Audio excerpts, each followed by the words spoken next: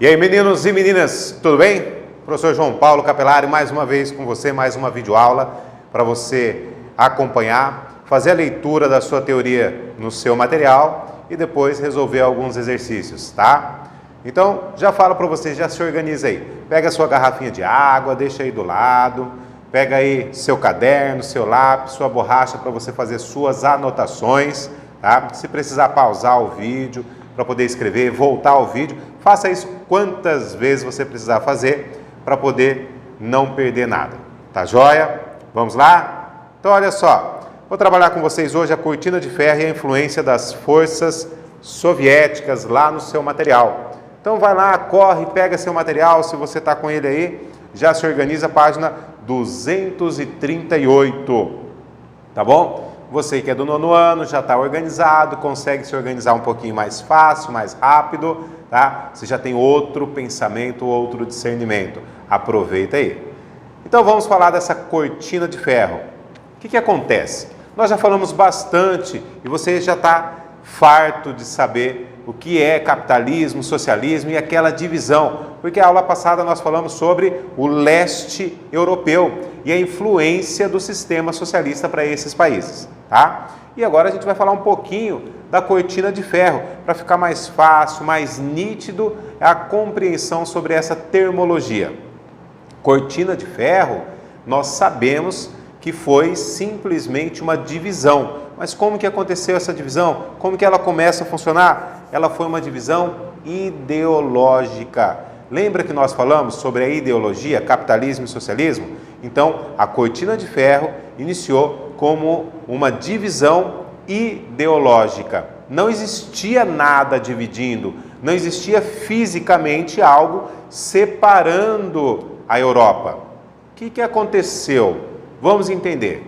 Após a Primeira Guerra Mundial, veio a Segunda Guerra Mundial. Terminando a Segunda Guerra Mundial, alguns territórios, de modo geral, a Europa ficou dividida em 4 grandes partes. E o que ficou muito bem claro para você é a questão da Alemanha, que ficou dividida também. Mas o que está na sua cabeça, bem facinho, é o capitalismo e o socialismo. Só que do lado socialista, você tinha a Rússia.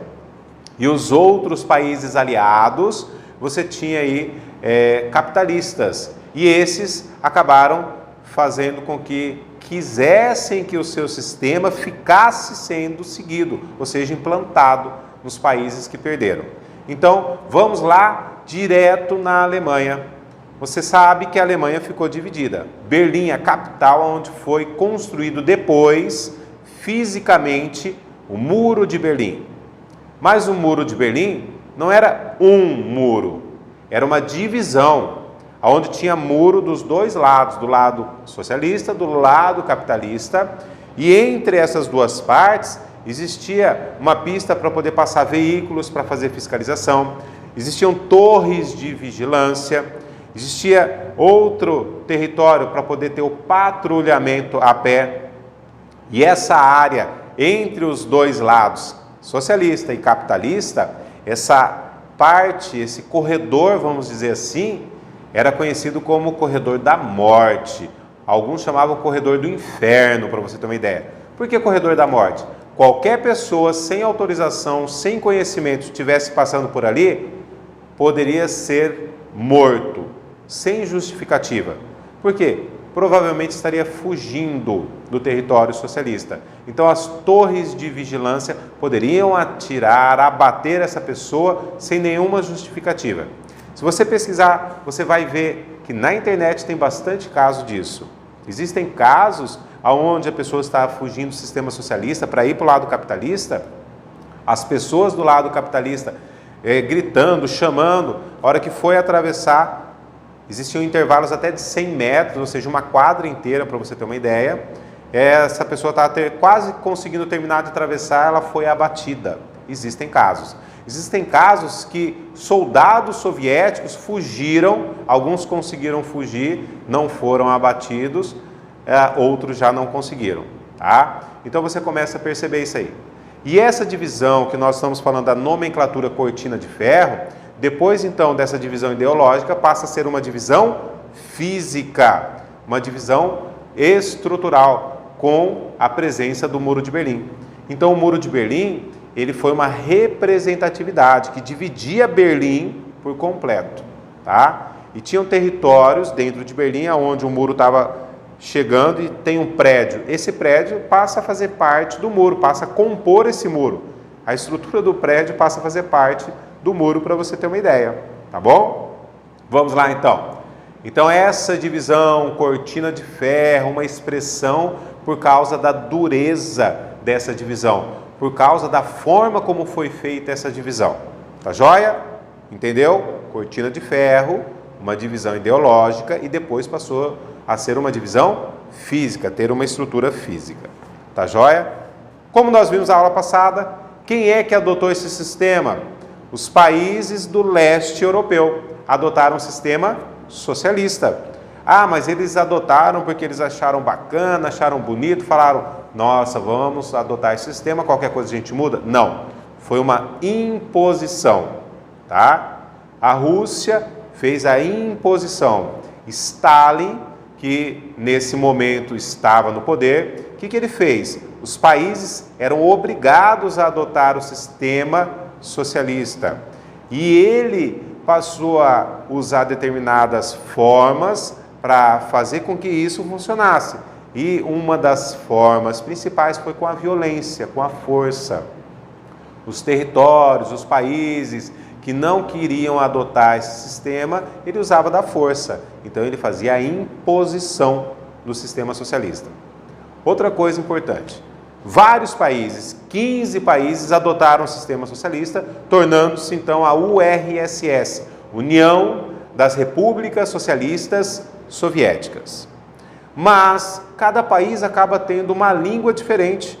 Então você começa a perceber que a União Soviética, ela passa a ter cultura e língua diferente entre os países participantes da própria União Soviética, o que não é fácil comandar e manter o sistema funcionando, tá certo? Então o que Stalin faz? O que ficou sendo conhecido como russificação. Como assim russificação? Ele literalmente pegava os russos e colocava, implantava dentro desses outros países, porque ele começa a passar a cultura russa, a língua falada, para tentar deixar mais homogêneo, tá certo? Olha só que ponto chega, colocar russo em outros países, para que esses passem a falar em russo, passem a desenvolver sua cultura russa, para poder valorizar mais essa cultura russa, e daí ele conseguir, pelo menos tentar conseguir deixar mais homogêneo a então União Soviética. Alguns países que adotaram o sistema socialista, como eu falei na aula passada, eles adotaram por vontade, mas não passaram a fazer parte da União Soviética. Tem algum problema nisso? Não. Eles acreditaram no sistema, acharam que o sistema seria o suficiente para que o seu país, o seu território ficasse melhor, acharam um sistema bacana, vamos dizer assim, às vezes um sistema onde vai trazer um diferencial e um desenvolvimento. E daí resolveram adotar. Deu certo? Sabemos que não. Tanto é que o mundo hoje é capitalista. O que aconteceu? Por que não deu certo? Porque não houve investimento e desenvolvimento em todas as áreas. Durante o processo da Guerra Fria, durante o processo dessa divisão pela cortina de ferro, o sistema socialista, a União Soviética, ela privilegiou o desenvolvimento do setor metalúrgico, siderúrgico e aeroespacial, principalmente espacial, além da produção de armamento.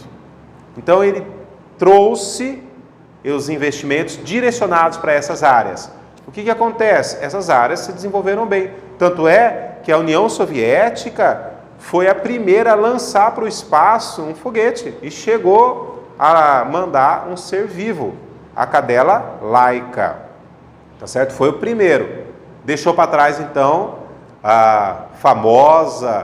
o país famoso, no caso, né, Estados Unidos, ficou para trás. Só que acontece o seguinte, ele deixou as outras áreas sem investimentos. Por exemplo, a questão da alimentação, a questão dos eletrônicos, eletrodomésticos, ele deixou para trás. Os bens de consumo não foram privilegiados. Então a produção de bens de consumo ficou a desejar. Então pare e pense um pouquinho. Chegou no espaço um foguete tripulado por um ser vivo da Rússia. Foi para o espaço. A União Soviética conseguiu isso, venceu a corrida espacial. Aí a população não tinha um liquidificador que funcionasse direito, não tinha uma padaria que tinha alimento suficiente para a população, fazia fila para conseguir comida. Ou seja, será que foi uma conquista mesmo?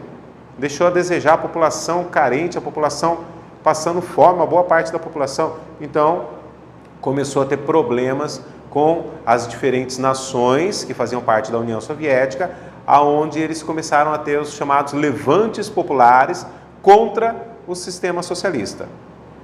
Um pouquinho mais de como funcionava esse sistema socialista. Esse sistema adotou os chamados planos quinquenais. O que eram esses planos quinquenais? Poxa, os planos, planejamento feito pelo governo para que todas as 15 nações que faziam parte da União Soviética seguisse exatamente os planos do governo russo, adotasse exatamente esses planos.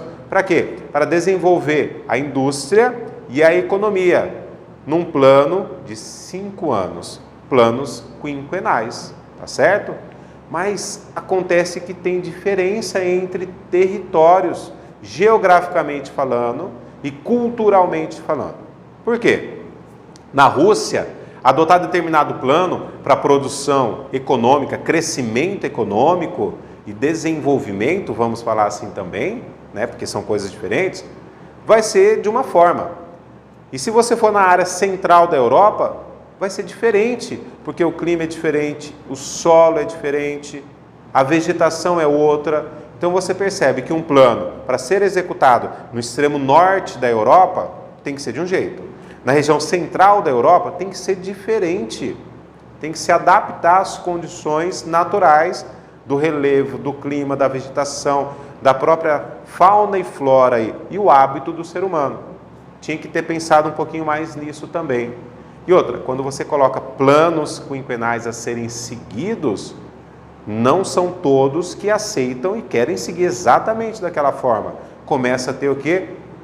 Pensamentos contraditórios, ações contraditórias, que vai fazer com que ocorram as revoltas, porque a população não está sendo assistida da maneira adequada.